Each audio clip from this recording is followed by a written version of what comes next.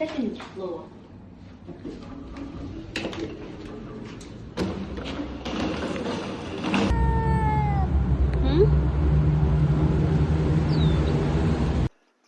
เดี๋ยวกำลังจะเดินตามหาน้องแมวส้มนะคะ ตัวเมื่อวานที่โดนกัดไม่รู้ว่าจะเจอหรือเปล่าเดินตามหาน้องแมวส้มกลัวแต่ว่าน้องจะเข้าไปอยู่ข้างในแบบนี้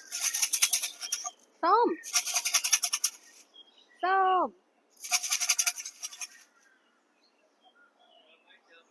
ไม่เจอเลยค่ะเฮียอะไรนะคะFC มาบอกนะเขาบอกว่าน้องอยู่แถวนี้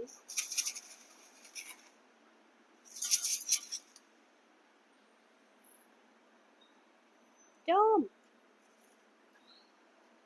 ยังไงจะหาเจอ